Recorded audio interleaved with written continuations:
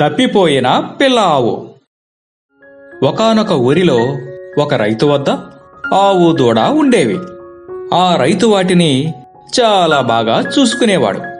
రెండింటినీ దగ్గరలోని అడవిలోకి తోలుకుని వెళ్లి రోజంతా మేపేవాడు. అతనికి వేరే పనిపడినప్పుడు తల్లి బిడ్డలను ఆహారం కోసం స్వేచ్ఛగా విడిచిపెట్టేసేవాడు. వాటికి అలవాటైన చోటు కావడంతో అడవిలో ఎలాంటి భయం లేకుండా హాయిగా మేతమేసి సాయంత్రానికి తిరిగి ఇంటికి చేరేవి. ఇంటి దగ్గర కూడా బోలెడు మేత వేసేవాడు. ఆ ఆవు ఇచ్చే పాలను అమ్ముకుని కుటుంబాన్ని పోషించుకునేవాడు. అలా యజమాని బాగా చూసుకోవడంతో ఆవు దూడ, ఆవు బాగా పాలు ఇవ్వడంతో ఆ యజమాని చాలా సంతోషంగా ఉండేవారు. ఒకనాడు అతనికి ఇంటి దగ్గర పని ఉండడంతో ఆ ఆవు దూడలను అడవిలోకి మేత కోసం వదిలేశాడు. అవి రెండూ అడవిలోకి వెళుతున్నప్పుడు ఆ దూడ మెడలోని గంట అటూ ఇటూ కదులుతూ గట్టిగా శబ్దం చేయసాగింది. ఆ శబ్దం పదే పదే వింటూ విసుగు చెందిన ఆ దూడ తన తల్లిని, అమ్మా, నా మెడలో ఈ గంట ఎందుకమ్మా అని అడిగింది. ఓ అదా, నీ రక్షణ కోసం. నీవు చాలా చిన్నదానివి కదా, ఎప్పుడైనా తప్పిపోతే నీవు ఎక్కడ ఉన్నది ఈ గంట శబ్దం విని కనిపెడతాము అని జవాబిచ్చింది తల్లి ఆవు. మరి నీ మెడలో గంట లేదెందుకని? నేను పెద్దదానిని అయిపోయాను కదా, నాకు ఈ అడవిలోని దారులన్నీ తెలుసు. నేనెప్పుడూ తప్పిపోను. అందుకే మన యజమాని నాకు గంట కట్టలేదు అన్నది ఆవు. తరువాత అడవిలోకి చేరి ఎంచక్కా మేతమేసాగాయి ఆవు దూడలు. కొంతసేపటి తరువాత అటూ ఇటూ గంతులు వేస్తూ పరుగులు పెట్టసాగిందా దూడ. అలా పరుగులు పెడుతున్నప్పుడు దానికి ఆ గంట చప్పుడు నచ్చేది కాదు. తల్లి ఏం చెప్పినా ఆ గంటను తనకు భారంగానే భావించిందా ఆవు పిల్ల. ఇక లాభం లేదని తల్లికి చెప్పకుండా ఆ గంటను తీసి అవతల పడేసింది. కొంతసేపు మేతమేస్తూ మరికొంతసేపు అల్లరి చేస్తూ తల్లికి దూరంగా వెళ్లిపోయి దారి తప్పిపోయిందా దూడ. అమ్మా, అమ్మా, అమ్మా, అమ్మా. దూడ కనిపించకపోవడంతో చాలా చోట్ల వెతికింది ఆవు. ఇక వెతికి లాభం లేకపోవడంతో ఏడుస్తూ ఆవు ఇంటికి చేరింది. ఒంటరిగా ఇంటికి చేరిన ఆవును గమనించిన యజమాని దూడ తప్పిపోయిందని పసిగట్టాడు. వెంటనే వేగంగా అడవిలోకి వెళ్లాడు. ఇక్కడ అడవిలో దారి తప్పిపోయి ఎటు వెళ్లాలో తెలియక దిక్కులు చూస్తున్న దూడను ఒక తోడేలు చూసింది. భలే లేత ఆవు పిల్ల, నాకు ఒంటరిగా బాగా చిక్కావు. ఎంతకాలం ఈ అడవి జంతువుల మాంసం తిని మొహమొత్తింది. ఇవాళ చాలా రుచిగా ఉండే నీ మాంసం తిని నా ఆకలి తీర్చుకుంటాను అంటూ ముందుకు దూకింది. ప్రాణభయంతో దాని నుంచి తప్పించుకోవడానికి పరుగులు తీయసాగిందా దూడ. అలా అడవిలో చాలాసేపు పరుగులు పెట్టింది. చివరికి ఆ తోడేలుకు చిక్కే సమయానికి తన యజమాని అక్కడకు వెతుక్కుంటూ రావడం, అతని దగ్గర ఉన్న దుడ్డుకర్రతో తోడేలును ఒక్కటి ఇచ్చుకోవడంతో అది కాలు విరిగి అరుచుకుంటూ పారిపోయింది. ఆ తరువాత ఇంటికి చేరుకున్న ఆవు పిల్ల తల్లి చెప్పిన మంచి మాటలను లెక్క చేయకుండా గంట తీసేసి ఎంత పెద్ద తప్పు చేసిందో గ్రహించింది. తిరిగి యజమానితో మెడలో కొత్త గంటను కట్టించుకుంది. ఈ కథలో నీతి ఏమిటంటే, పెద్దవారు చెప్పే మాటలను పిల్లలు తప్పనిసరిగా వినాలి. సింహం వేట. అనగనగా అడవిలో ఒక సింహము ఉండేది. ఒకసారి అది వేటకు వెళ్ళింది. కొంచెం సేపు అడవిలో అటూ ఇటూ తిరిగిన సింహానికి ఓ కుందేలు కనిపించింది. సింహాన్ని చూడగానే తప్పించుకునే ప్రయత్నం చేసిందది. చివరకు ఆ కుందేలు సింహానికి దొరికిపోయింది. అయినా కుందేలు ధైర్యంగా సింహంతో, సింహరాజా, నేను చాలా చిన్నదాన్ని. నీ ఆకలికి నేను ఏం సరిపోతాను చెప్పు. నన్ను వదిలేసి ఇంకాస్త ముందుకు వెళ్తే నీకు నాకంటే పెద్ద జంతువు దొరకకపోతుందా అని అన్నది. అవును కదా, నీవు చెప్పింది నిజమే. నీవు నాకు సరిపోవు. వేటాడే శక్తి నాకుంది. పెద్ద జంతువుని చంపి నా ఆకలి తీర్చుకుంటాను అని సింహం కుందేలును వదిలేసి ముందుకు నడిచింది. ప్రాణాలు దక్కిన కుందేలు దేవుడా, కాపాడేవు అనుకుంటూ వేగంగా అక్కడి నుండి పరుగుపెట్టింది. అలా ముందుకు వెళ్తున్న సింహానికి ఒక మేక కనిపించింది. సింహాన్ని చూడగానే అది పరుగులు తీసింది. పరిగెత్తి అతి కష్టం మీద దాన్ని పట్టుకుంది సింహం. వెంటనే మేక కూడా, నీ ఆకలికి నేను ఒక లెక్క మృగరాజా, తమ పంటి కిందకు కూడా రానే, నాతో ఆగిపోకుండా సూటిగా ముందుకు పోతే నీకు నాకంటే పెద్ద జంతువు దొరకదా అన్నది. నిజమే కదా, ఇంత సన్న జంతువు నాకేం సరిపోతుంది అనుకున్నది సింహం. మేకని ఏమీ చేయకుండా వదిలేసి ముందుకు నడిచింది. ఈసారి దానికి జింక ఒకటి కనిపించింది. సింహాన్ని చూడగానే జింక వేగంగా పరుగులంకించుకుంది. దానికోసం సింహానికి అడవి అంతా పరిగెట్టాల్సి వచ్చింది. చివరికి ఎంతో కష్టపడి దాన్ని పట్టుకోగానే అది, అయ్యో సింహరాజా, నా శరీరం నీ ఆకలిని ఎంతవరకు తీరుస్తుంది? ఇదంతా నీకు ఒక్క పూటకు మాత్రమే కదా. నన్ను వదిలి ముందుకు పోతే తప్పకుండా నీకు ఇంకా పెద్ద జంతువు దొరుకుతుంది అన్నది. నిజమే అనుకున్న సింహం జింకని వదిలిపెట్టి ఇంకా ముందుకు వెళ్ళింది. ఈసారి దానికి ఒక పెద్ద దున్నపోతు కనిపించింది. సింహం ఒక్క దూకున దాన్ని పట్టుకోబోయింది. కాని అది తప్పించుకుని ఎలా పడితే అలా అడ్డదిడ్డంగా పరుగుపెట్టింది.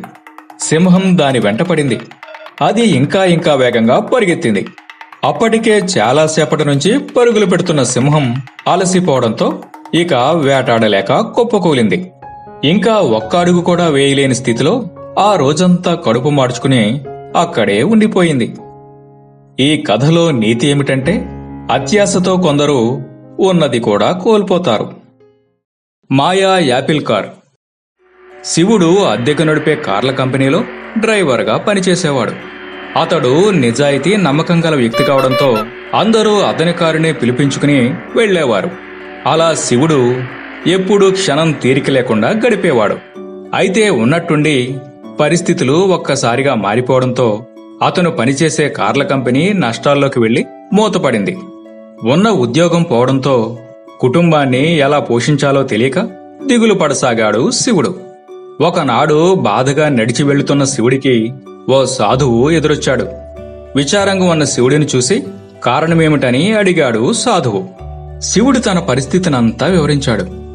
బాధపడకు, ఈ యాపిల్ తిను, వెంటనే నీ కష్టం తీరే మార్గం దొరుకుతుంది అని ఒక యాపిల్ ఇచ్చి అక్కడి నుండి వెళ్లిపోయాడు సాధువు. సాధువు చెప్పినట్టే వేగంగా ఆ యాపిల్ తినేశాడు శివుడు. వెంటనే యాపిల్ కారు ప్రత్యక్షమైంది. అందులో తను కూర్చుని ఉన్నాడు. ఆ కారుని చూడగానే శివుడికి మొదట ఆశ్చర్యం, తరువాత ఆనందం కలిగాయి. హే, యాపిల్ కార్ చాలా అందంగా ఉంది, బలిబలే, నా యాపిల్ కారు చాలా బాగుంది అనుకుంటూ ఆనందంతో ఎగిరి గంతులు వేశాడు. ఆ తర్వాత నుండి ఆ కారు మీద తన పాత కస్టమర్స్ ని తీసుకెళ్తూ ఎప్పటిలానే డబ్బు సంపాదించడం మొదలుపెట్టాడు. రాను రాను అది మామూలు కారు కాదని మాయా యాపిల్ కారని శివుడికి అర్థమైంది. ఆ కారు నీటిపై పడవలా వెళ్లేది, గాల్లో విమానంలా తేలేది. మాయా యాపిల్ కారుతో ఓసారి వరదల్లో చిక్కుకుపోయిన స్కూలు పిల్లలను కాపాడి మంచి పేరు తెచ్చుకున్నాడు శివుడు. మరోసారి నగలు దొంగిలించి పారిపోతున్న దొంగలను మాయా కారులో ఎగురుకుంటూ వెళ్లి పోలీసులకు పట్టించి మంచి బహుమతి కూడా గెలుచుకున్నాడు. అలా మాయా యాపిల్ కారుతో శివుడి కష్టాలు తీరిపోవడమే కాకుండా సెలబ్రిటీ కూడా అయిపోయాడు. రాము సోము దీపావళి సంబరాలు. విజయపురంలో రాము అనే కుర్రవాడు ఉండేవాడు. చిన్నప్పుడే అతని తండ్రి దూరం కావడంతో తల్లి కష్టపడి పెంచేది. అడవి నుండి కట్టెలు ఏరుకుని వచ్చి వాటిని అమ్మి కొడుకును చదివించేది. దీపావళి పండుగ నాడు అందరూ టపాసులు కాల్చుకుంటుంటే తనకు కొనివ్వమని తల్లి దగ్గర ప్రతి ఏటా మారం చేసేవాడు. రాను రాను తల్లి పడుతున్న కష్టాన్ని అర్థం చేసుకుని అడగడం మానేశాడు రాము. దీపావళి నాడు ఆ ఊరిలో బాగా టపాసులు కాల్చి ఇళ్ల దగ్గరకు వెళ్లి చాలాసేపు అక్కడే నిలబడి వాళ్ల సంబరం చూసి సంతోషపడేవాడు.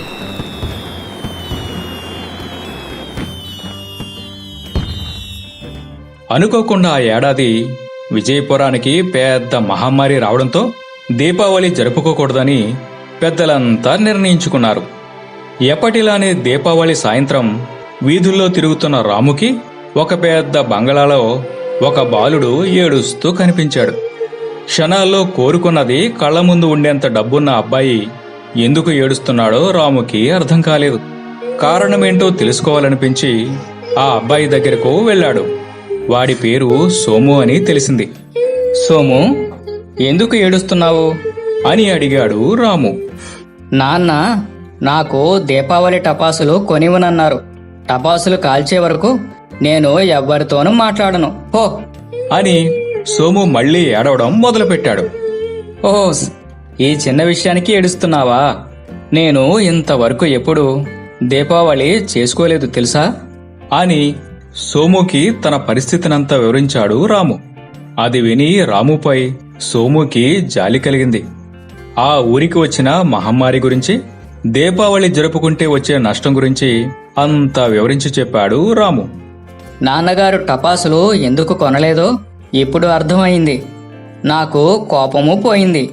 నాకు స్నేహితులు ఎవ్వరూ లేరు. నాతో స్నేహం చేస్తావా రాము? అంటూ అడిగాడు సోము. రాము సరేననడంతో సోము ఎగిరి గంతులు వేశాడు. ఇద్దరూ చాలాసేపు కబుర్లు చెప్పుకుంటూ ఆనందంగా గడిపారు. ఇదంతా దూరం నుండి చూసిన సోము తండ్రి చాలా సంతోషపడ్డాడు. ఆ మరునాడే రాము తల్లి దగ్గరకు వచ్చి ముందు రోజు రాము సోము మధ్య జరిగిన సంభాషణంతా ఆవిడికి చెప్పాడు. రాము తెలివితేటలను ఎంతగానో మెచ్చుకుని అతని చదువుకు అవసరమైన ఆర్థిక సాయం అందించాడు సోము తండ్రి. ఆవిడకు తన ఫ్యాక్టరీలో పని కూడా కల్పించాడు. తరువాత వచ్చిన దీపావళికి మహమ్మారి పోవడంతో పెద్దవాళ్లు బోలెడు టపాసులు కొనిచ్చారు. రాము సోములు కలిసి వాటిని కాలుస్తూ ఎంతో ఆనందంగా గడిపారు.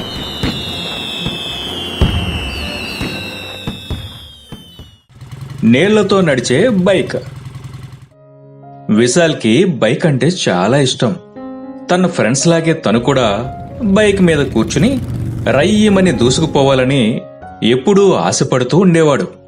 కాని బైక్ కొనాలనే అతని ఆశ నెరవేరేది కాదు. దానికి కారణం అతని తండ్రి. విశాల్ నాన్న పోలీస్ డిపార్ట్మెంట్లో పనిచేస్తున్నా కొడుకు ఖర్చులకు సరిపడా డబ్బులు ఇచ్చేవాడు కాదు. ఎందుకంటే విశాల్ అమాయకుడు, పైగా చాలా తొందరగా మోసపోతాడని ఆయన నమ్మకం. అయితే విశాల్ తల్లికి మాత్రం కొడుకంటే చాలా ఇష్టం. ఆవిడ అప్పుడప్పుడు కొంత డబ్బును కొడుకుకు చాటుగా ఇస్తుండేది. ఎప్పటికైనా ఒక సెకండ్ హ్యాండ్ బైక్ అయినా కొనాలని ఆ డబ్బును విశాల్ దాచుకునేవాడు. చివరికి సరిపడినంత డబ్బు పోగవడంతో ఓనాడు షోరూంకు వెళ్లి కొన్ని బైక్స్ చూశాడు. ఆ షోరూంలో డిఫరెంట్ మోడల్స్ బైక్స్, వాటిని సేల్ చేసేవాళ్లు అక్కడ ఉన్నారు. వాళ్ళు ఒకరిని మించి మరొకరు వారి వారి బైక్స్ గురించి పొగడడం మొదలుపెట్టారు. నా బైక్ ఎక్కువ మైలేజ్ ఇస్తుంది అని ఒకరంటే, నా బైకు చాలా వేగంగా నడుస్తుంది అని మరొకరు, అసలు నా బైక్ కంపెనీ ఇండియాలోనే గ్రేట్ అని ఇంకొకరు. ఇలా తమ తమ బైక్స్ గురించి గొప్పగా చెప్పసాగారు. అందులో ఒక సేల్స్ మ్యాన్ విశాల్ అమాయకత్వం గమనించి నా బైకు నేలతో నడుస్తుంది అన్నాడు. ఆ మాటలకు విశాల్ బాగా ఆకర్షితుడయ్యాడు. ఏమిటి, ఈ బైక్ నీళ్లతో నడుస్తుందా అని ఉత్సాహంగా అడిగాడు. ఆ సేల్స్ మ్యాన్ అవునంటూ ఆ బైక్ గురించి మరో 10 మాటలు పొగుడుతూ గొప్పగా చెప్పాడు. వెంటనే విశాల్ ఆ బైక్ను కొని ఇంటికి తీసుకెళ్లాడు. మరుసటి రోజు విశాల్ వాళ్ళ నాన్న బైక్ను చూశాడు. ఆ బండి ఎవరిదిరా అని అడిగాడు. వెంటనే విశాల్, నాదే నాన్న, నిన్ననే కొన్నాను. ఈ బైక్ గొప్పతనం ఏమిటంటే ఇది నీళ్లతో నడుస్తుంది అని చెప్పాడు అమాయకంగా. అప్పుడే అర్థమైందా తండ్రికి కొడుకు మళ్లీ మోసపోయాడని.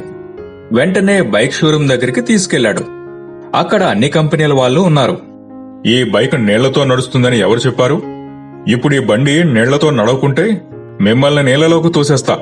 రండి, ఈ బండిని నీళ్లతో నడిపించండి అని గట్టిగా అరిచాడా పోలీసు.